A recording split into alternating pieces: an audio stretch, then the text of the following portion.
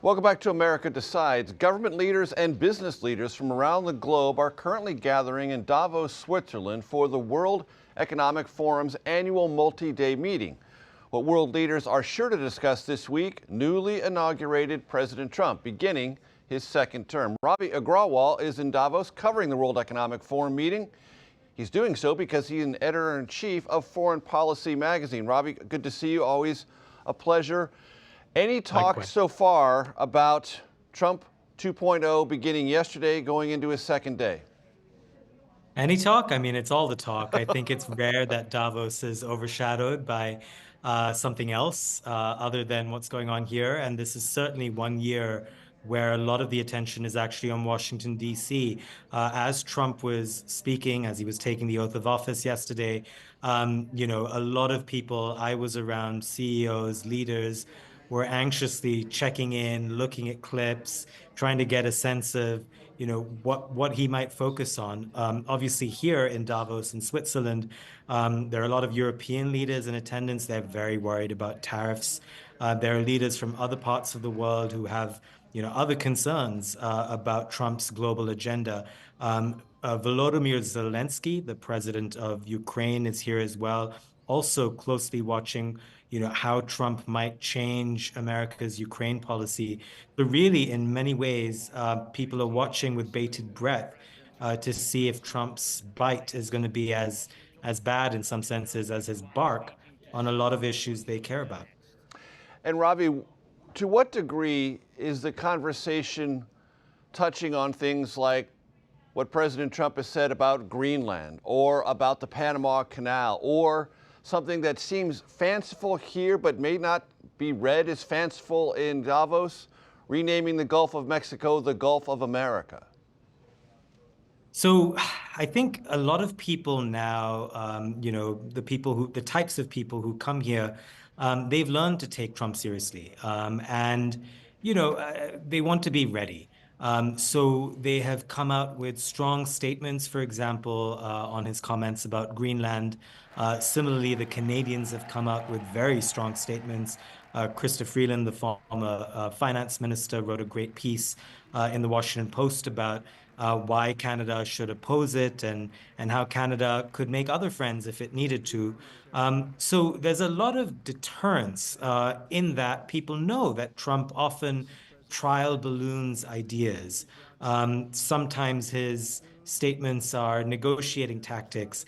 I will say, though, that one thing that has changed from now, between now and, say, 2017, is that a lot of leaders around the world have cottoned on to what works with Trump.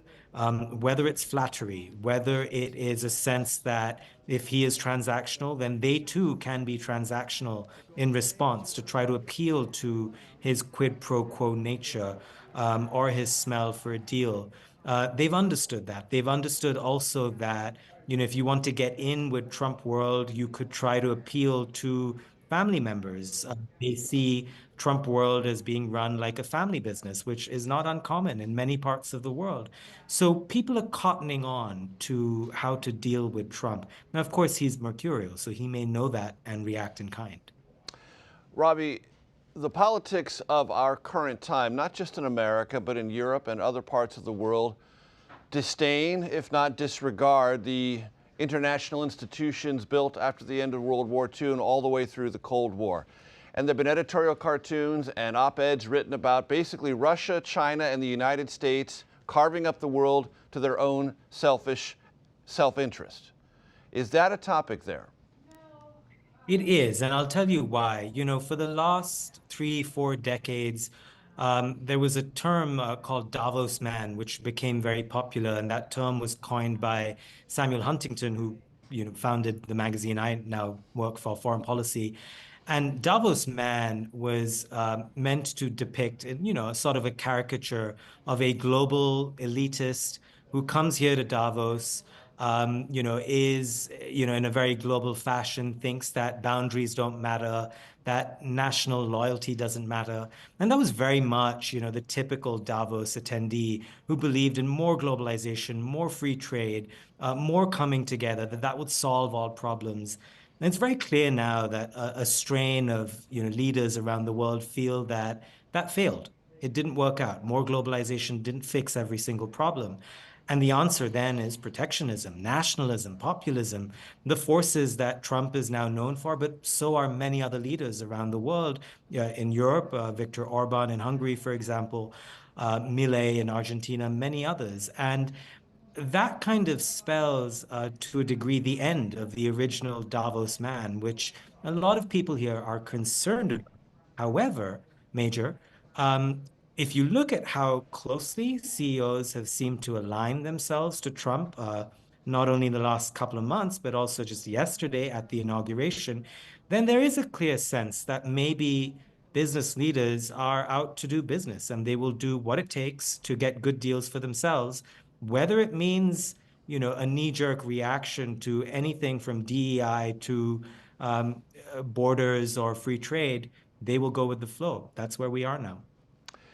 Would you say, based on conversations there in Davos, Ravi, that there is an anticipation 12 months from now, the next time Davos convenes, there will be something approximating a full-blown global trade war fought largely through tariffs? Possibly. I think it is a major risk factor that a lot of CEOs cite. They are very worried about their supply chains. Remember, a lot of the CEOs here run big global firms. So their supply chains are mired in every country. They get components and components of components from a dizzying array of places. And they worry a lot about tariffs and the impact that could have on their bottom lines. That said, CEOs are aware as well that Trump is remarkably sensitive to the markets. He wants to see the stock markets do well.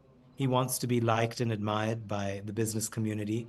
And so, in as much as CEOs here at Davos are very aware that Trump has a dramatic impact on them, they also realize that they have a lever that they could exercise over him. They can lobby, and the markets matter to this White House. So it'll be very interesting to see in the tussle between business and government, between money and power, who ends up winning out.